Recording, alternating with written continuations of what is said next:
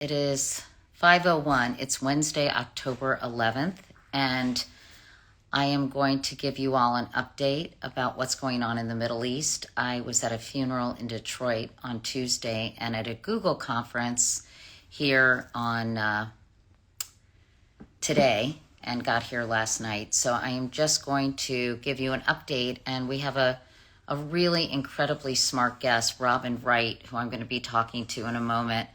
I'll give you her background momentarily, but I just want to give you some quick updates. Israeli Prime Minister Netanyahu has formed an emergency government on Wednesday, adding two opposition lawmakers, both former army chiefs, to his cabinet. The new government would pursue only bills or government decisions concerning the conflict, which has prompted Israel to amass troops near Gaza and call up reservists ahead of an offensive against Hamas. In a fiery address this evening, Prime Minister Netanyahu promised to crush and destroy Hamas and said that, quote, every Hamas member is a dead man, end quote. Israel said the death toll from the Hamas attack over the weekend had risen to 1,200, with more than 2,700 wounded. An estimated 150 people are believed to be held hostage still in Gaza. American citizens are among them. At least 1,100 Palestinians have been killed, including 326 children, 5,539 wounded since Saturday, according to Gaza health officials. The number of U.S. citizens killed during the attacks has risen to 22, a State Department spokesman said today. Israel has intensified its retaliation against Hamas, launching more missiles on Wednesday at the Gaza Strip.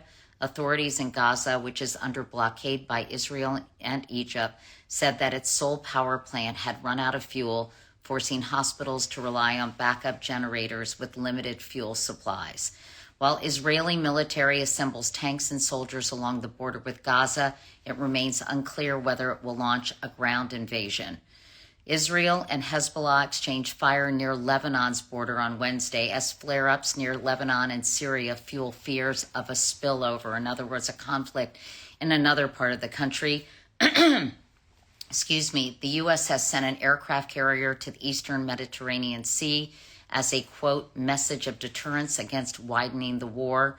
The U.S. has pledged urgent action to support Israel's response to what President Biden on Tuesday called pure, unadulterated evil.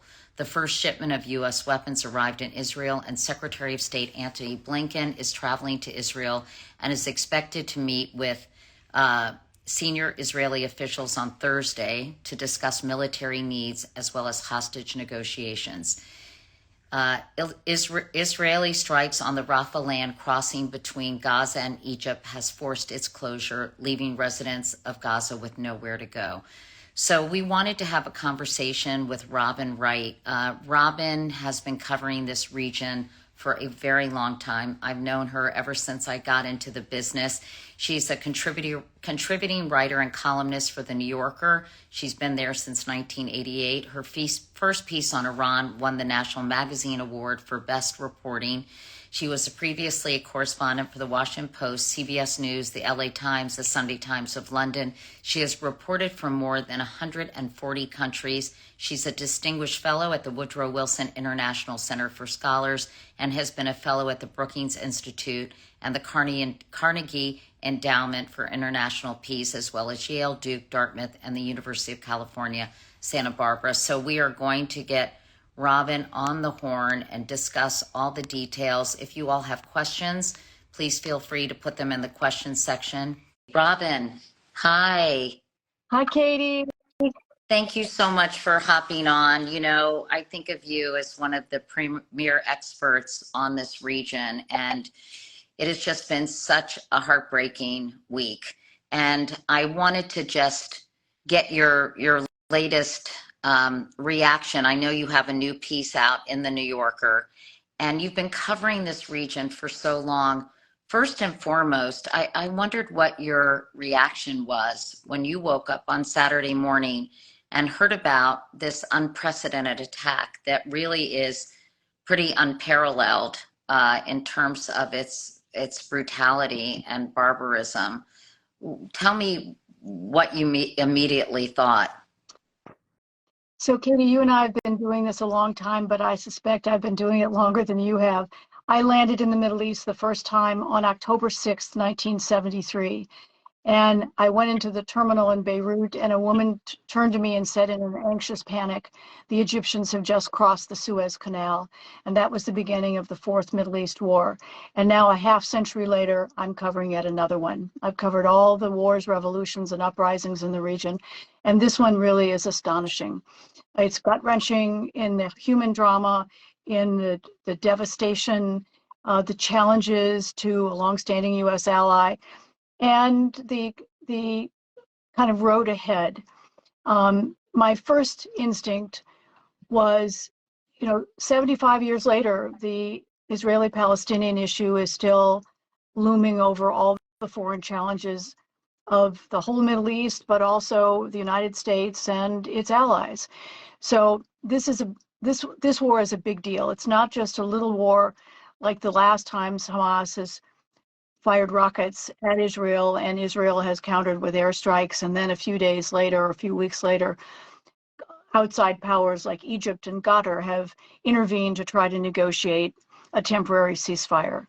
And my fear is that this war is so big that it's going to have repercussions that last long after a cessation of hostilities, that it could unleash a lot of other forces in the Middle East. It could suck in other militias.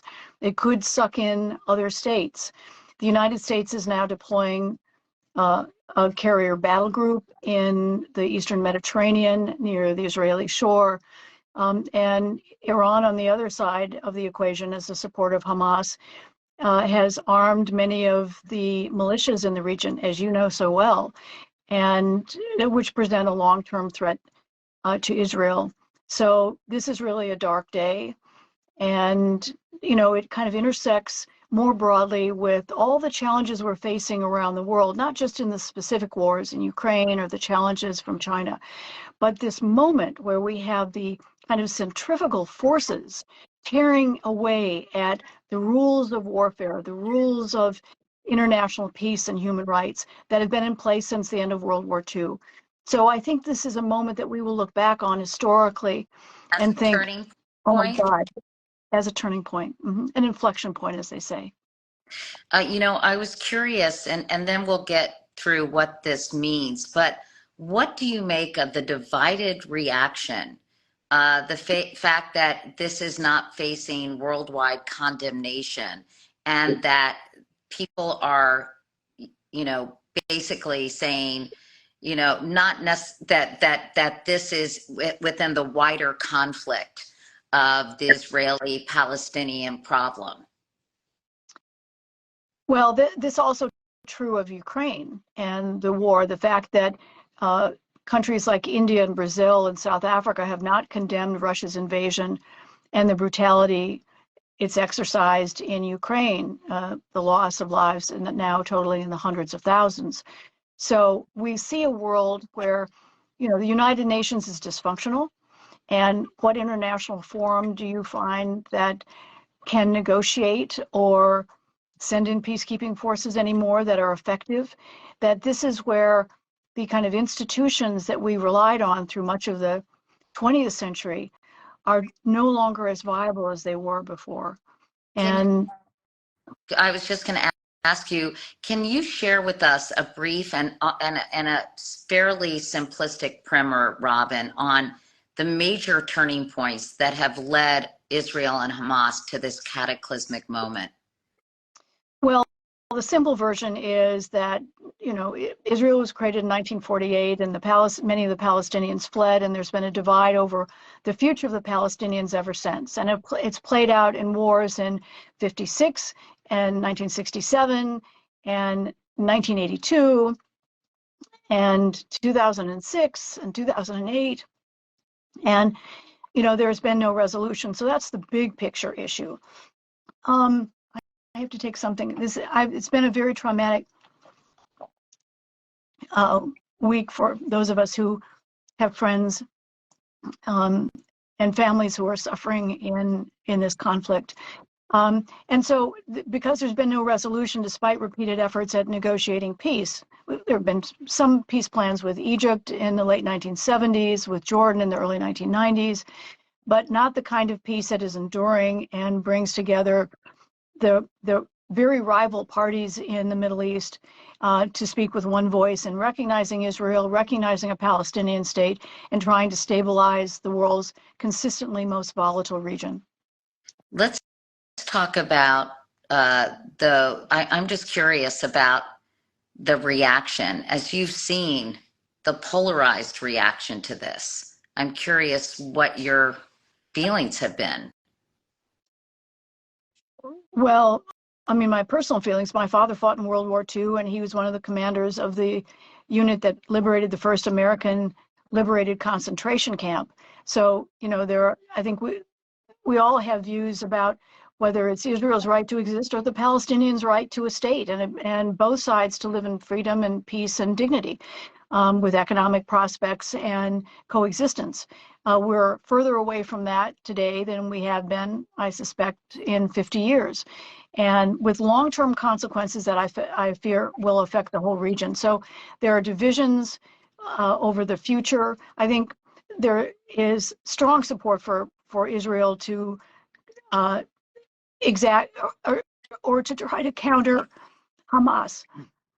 But then what happens? I mean, this is where I think we're all thinking short term and not what happens afterwards. And how do you deal with the realities on the ground? And that's going to be much tougher, I think, than the war itself. In fact, in his column yesterday, Tom Friedman theorized that Hamas orchestrated its attack in order to trigger an Israeli overreaction, that they ordered it to be as murderous and as brutal as possible to get Netanyahu in Israel to do this, that it would lead to massive Palestinian civilian casualties, and in that way force Saudi Arabia to back away from this U.S. brokered deal now in discussion to promote normalization between Riyadh and the Jewish state. What do you think of that? Well, you've covered a lot of wars as well, Katie, and wars are always the result of a confluence of factors. And I think Hamas's motives probably were multiple. One was to undermine the prospect that Saudi Arabia, the guardian of Islam's holy places, an oil-rich kingdom that has a lot of influence in the region, not to engage in rapprochement or diplomatic relations with Israel. But that was only one reason. I think there are others, including the mere economic realities of the hardships that Palestinians are facing with a blockade, difficulties getting jobs, high unemployment, a youth population that's very plugged in and disillusioned kind of with the prospects of a coexistence with Israel, that there are just so many different factors that are playing and intersecting with Hamas's own military capabilities. And, no one engages or launches a war unless they're prepared. And Hamas was far more prepared than either Israeli or U.S. intelligence understood. Well, let's talk about that intelligence failure. It seems hard to believe, and I'm sure you've done a lot of reporting on this, Robin, with with Israeli intelligence being some of the best in the world. Was this just a confluence of events that made the timing that made Hamas able to pull this off? Because there were many factors, weren't there? Yes, there were. And another factor was there was growing tension in the West Bank, and Israel and the United States were both focused on the potential that protests there could undermine the Palestinian Authority, could lead to tensions with Israel. And so the focus was not on what could happen in Gaza, which is a separate territory, as you know, from the West Bank. So yes, it was not only a colossal failure of the moment, but just think about Israel fought a war with Hezbollah from 1982 until 2000, and it ended up for the first time in its history withdrawing unilaterally from an Arab territory without making peace, without getting concessions, because it knew it couldn't win against a militia or an ideology. And the lesson, and it fought another war in 2006 between Israel and and Hezbollah. And the fact that Israel didn't realize that this could happen on another front in such a colossal scale is a tactical failure as well, that they didn't understand the realities of wars they fought earlier with the same kind of militias, with the same kind of ideologies. Can you give everyone a sense? I talked to the deputy bureau chief of the Wall Street Journal based in Tel Aviv on Sunday, but can you give everyone a sense, Robin, of what has been happening internally in Israel and how much turmoil has been taking place there and the role that perhaps played in what happened on Saturday? Well, Israel has been a polarized society, much like the United States.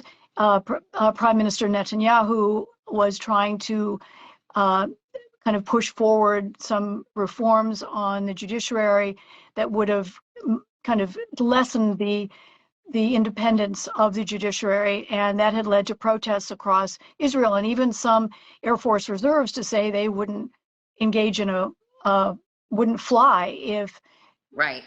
Netanyahu continued the push on these judicial reforms. And so what you've seen in the last few days is the Israeli society coming together, forming a unity government today, and speaking with one voice in terms of what it does about Hamas.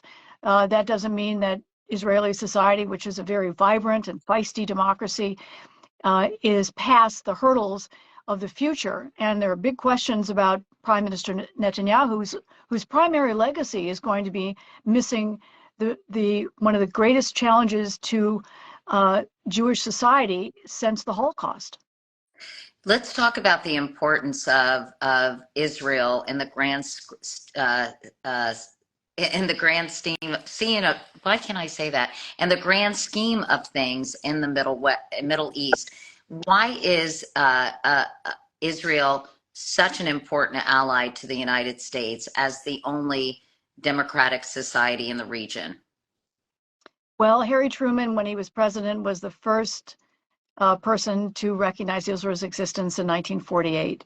And Israel has been a close U.S. ally. The United States gives extraordinary military and financial aid to Israel, always has. It's thought of it as the kind of vibrant ally it needed in dealing with whether it was anti-Western countries. Remember, Egypt under Nasser was a close ally of the Soviet Union. Syria continues to be an ally of Russia and Iran, that there are a lot of countries that are very hostile to the United States, not just to Israel. And so Israel was the one place that the United States felt it had an ally to kind of counter these forces. And, so it has been a priority of the United States, and it's one issue that has brought both Republicans and Democrats together long before this war in sustaining aid to Israel. How will this weaken or strengthen Benjamin Netanyahu, this event? So I suspect there will be short-term support. I think that after this is over, there will be a lot of questions about whether it's Mossad and Israeli military intelligence, whether it's about the political future of the country. There are, as I said, I think the war will probably lead to extraordinary challenges and problems and issues in the aftermath of the fight itself. And that includes, what happens to Bibi Netanyahu, and what happens to Gaza, and who's going to rule it, and is Israel going to occupy it again and its forces become a sitting target? This is where there are just no obvious alternatives that haven't been tried and failed before. Let's talk about Iran, because you've reported so extensively on Iran and the role of Iran in this Hamas attack. Mm-hmm. At first, the Wall Street Journal reported it, then it was kind of criticized or shut down by other news sources, and now it appears Iran played a major role in funding and helping Hamas launch this terrible attack. So let's take this separately. Iran has been complicit in everything that groups like Hamas and Hezbollah have done from the beginning. In the early 80s with Hezbollah and the late 80s with Hamas, it has funded, armed, trained, supplied both of these militias as well as others. But the issue is what role Iran played directly in orchestrating this attack, directing this attack, signaling this attack. And this is where there was the original story you referred to in the Wall Street Journal.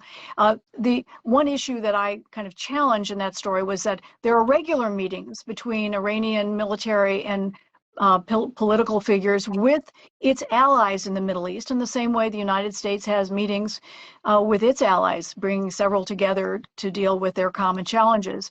And so there have been lots of them. The reported meeting was not unique. The Iranians often run pictures of their officials visiting. If you remember General Soleimani, who was head of Iran's military dealing with all the external proxies, he would post pictures of him being in Syria with fighter allies there and with Hezbollah leaders in Lebanon. And so there's no secret to this long-standing relationship.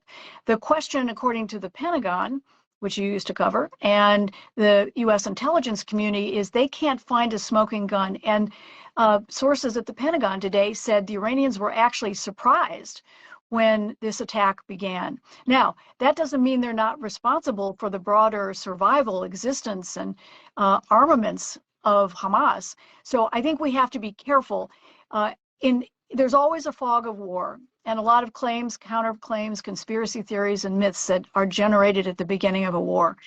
The question, and we will find out more because all the intelligence agencies around the world are looking back at what did they miss, what didn't they see coming, to try to figure out why they didn't see something that was so sophisticated, so unprecedented, so atrocious, and involved multiple operations, paragliders dropping forces and breaching perimeters, and it's just shocking, stunning, the level of sophistication in this operation. Anyway. Do you think that U.S. policy toward Iran and some of the measures the government has taken with Iran in any way embolden the Iranians to have an alliance in this case, or to be involved in this operation with Hamas? Well, this goes back to the revolution in 1979 in Iran, where the goal was not only to oust the monarchy, the Shah, who'd been a close U.S. ally, but also to end U.S. influence. Many Iranians, millions of Iranians, took to the streets because they believed that Iran was basically a proxy state of the United States, and carrying out the orders of Washington. And so then we had the hostage takeover with the U.S. Embassy in 1979, and our own hostage ordeal when 52 Americans were held 444 days. And there's been tension in the framing of relations ever since that. And remember also, the United States launched a coup against a democratically elected government in Iran in 1953. And so the Iranians have been afraid that the Americans were going to do that again and again. So this tension has a long history. And Iran, in the same way we try to build alliances with allies around the world, Iran tried to actually create its own mini NATO with allies, funding new militias, arming them, training their fighters, so that it would have, whether it was buffer zones around Iran or allies deeper into the region around Israel, in the same way we have. And so U.S. policy has really fluctuated wildly. We try to do a nuclear deal.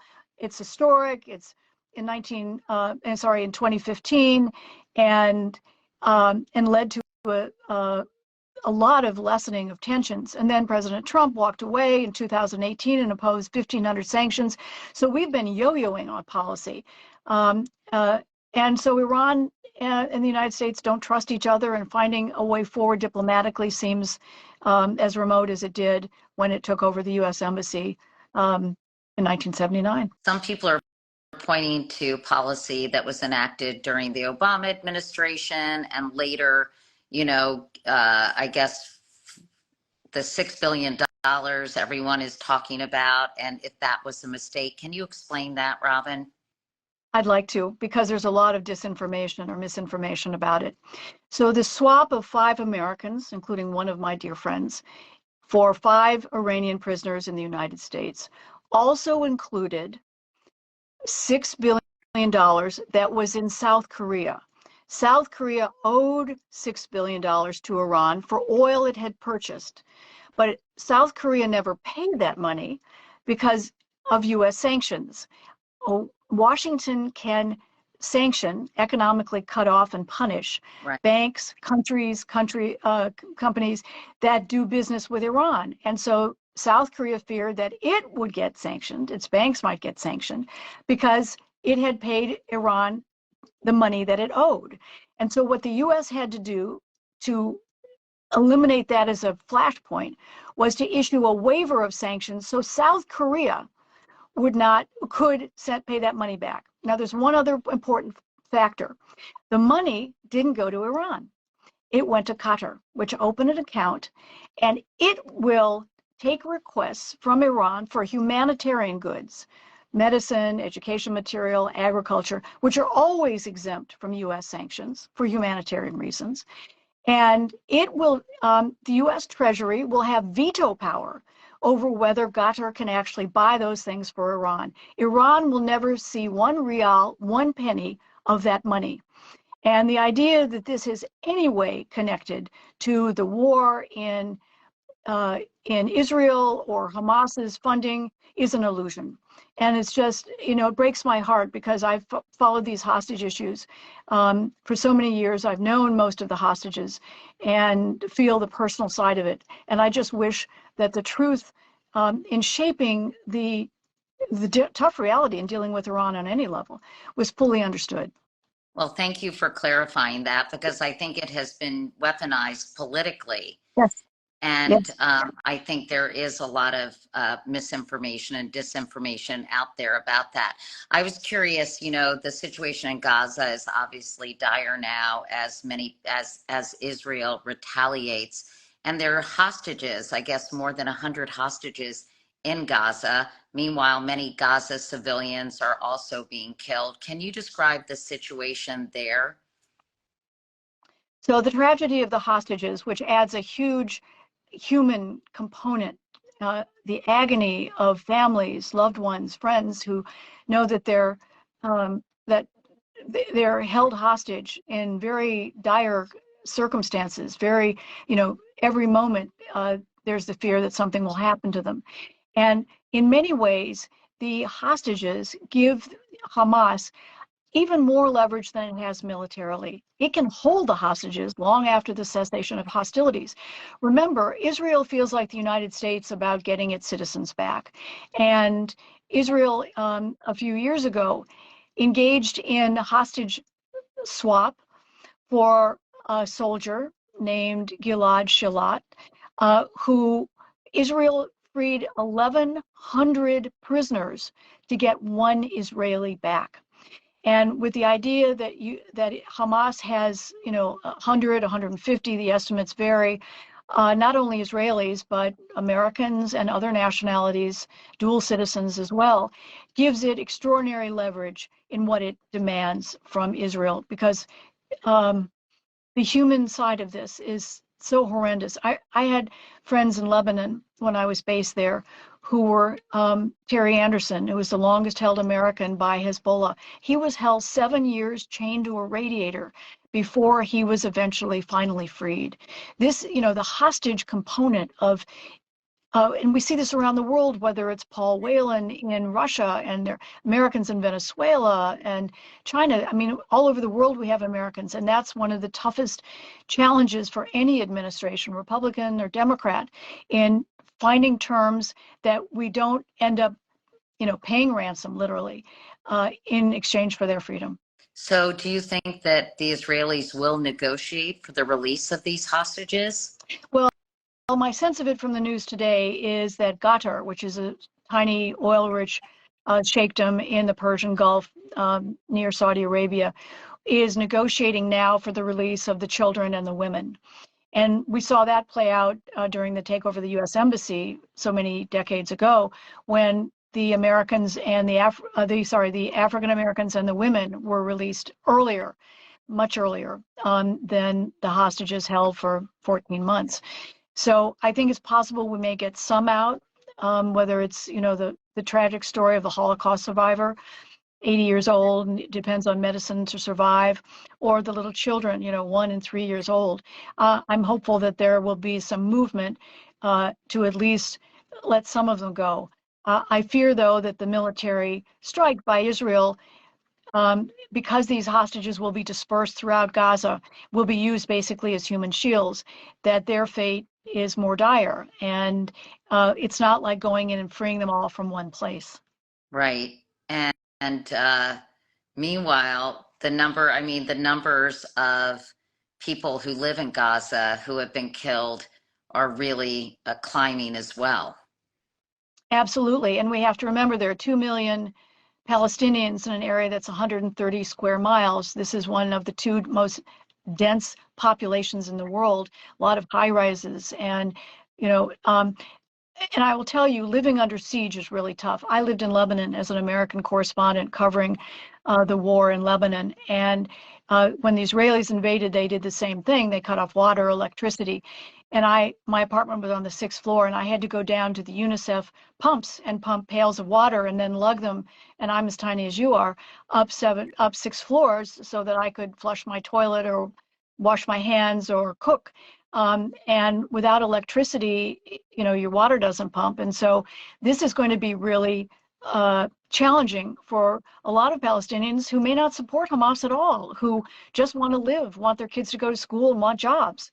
And the danger is that the kind of hardships they face may mobilize them to have more sympathy for Hamas, and that's the last thing you want. I guess the final question is, how do you see this war broadening, Robin? Do you see it growing and encroaching on other parts of the region? Well, the danger we all fear is that other militias, notably Hamas, but other militias in Iraq and Yemen, all which have rockets, drones, or missiles capable of hitting Israel, that somehow this war will get bigger. Now, Iran also has missiles, but not as many as in Hezbollah, for example, that can hit Israel, because it's a much longer distance. So we all fear that. We all fear also down the road, does Israel want to exact a price for Iran's support of Hamas in the past or the present? And does it engage in some kind of military or kinetic action in Iran, on Iran, or Iran's allies in the region? And that's where we could like. I guess, what would that look like, Robin? What would a war with Iran look like? Well, what would Israel do to Iran? So I think there are a number of things. Bibi Netanyahu has long threatened to take military action on Iran's nuclear program. The problem is all of those sites are deep underground, and Israel warplanes would have to refuel. There are a lot of logistical problems in doing that.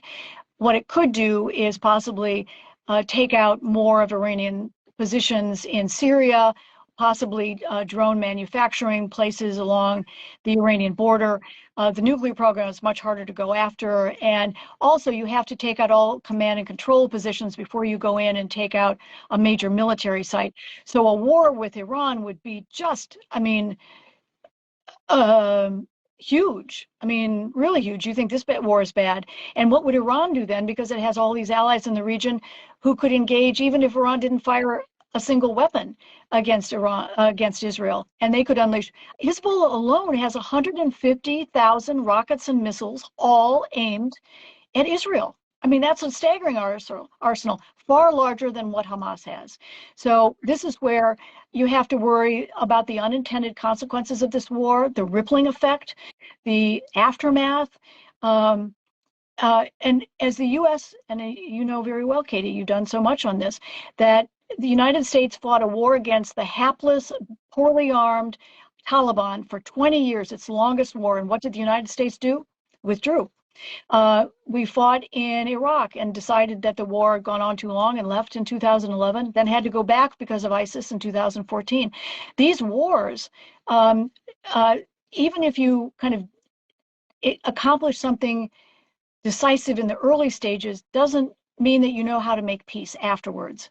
Know how to create a different reality. The U.S. wanted to create a democracy in Iraq, and oh my God, um, they have democratic elections, but a dysfunctional government. And so, we should all hope that uh, there's some miracle, and I don't see it at the moment.